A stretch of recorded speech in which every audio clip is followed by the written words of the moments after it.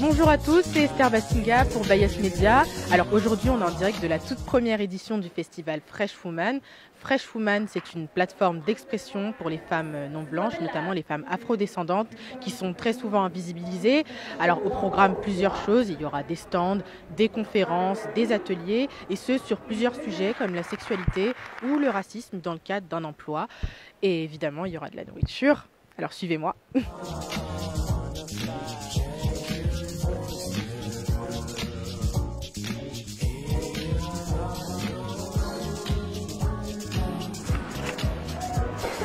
Être une minorité visible, c'est le fait de rompre une norme blanche, c'est d'être cette faille dans cette espèce de mur immaculé.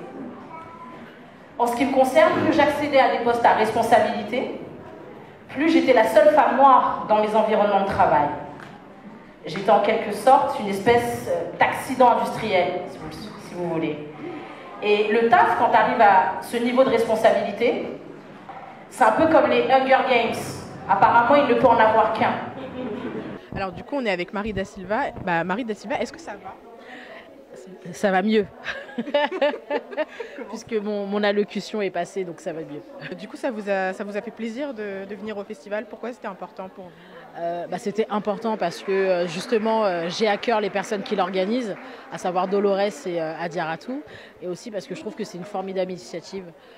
C'est une initiative qui donne de la force. Et j'aime faire partie de ce genre d'initiative. Du coup, vous avez présenté votre entreprise, Nkaliworks. Nkaliworks, du coup, c'est quoi? Alors, c'est une agence d'empowerment et de stratégie dédiée aux femmes racisées. C'est-à-dire que j'établis en fait des stratégies sur mesure pour ceux et celles qui vivent le rapport de force raciste au travail.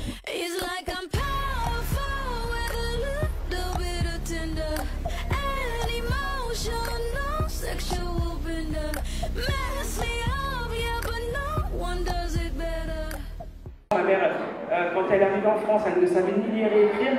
Elle s'est retrouvée en 1999 avec ses enfants, tous ses garçons et moi, pour continuer la vie qu'on mène aujourd'hui. Si on est là, on a grandi, ma mère elle nous a nourris, elle a essayé de nous éduquer du mieux qu'elle pouvait. Elle travaillait le matin, elle partait à 5h du matin, elle nous appelait au téléphone à 7h, réveillez-vous, j'ai préparé le petit déjeuner. Ma mère, elle s'est battue parce qu'aujourd'hui, quand je vois que sa santé, elle en a laissé sa santé, elle en a laissé son œil avec le travail qu'elle fait. C'est le courage de ma mère parce qu'elle a sacrifié beaucoup de choses pour nous. C'est un exemple et je pense que c'est un exemple que tout le monde pourrait reprendre.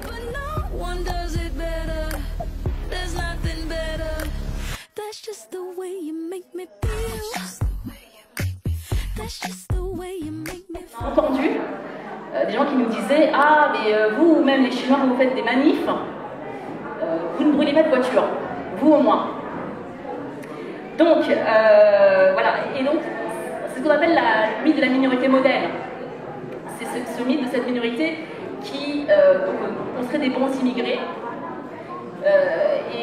Voilà. Et c'est un instrument qui sert encore et toujours à nous diviser et faire place à cette technique du pour mieux régner, n'est-ce pas?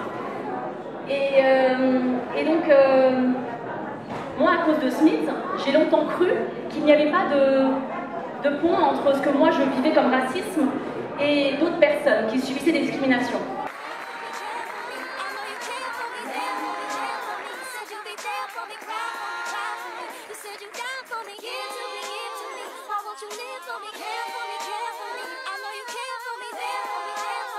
You'll be there for me, cry.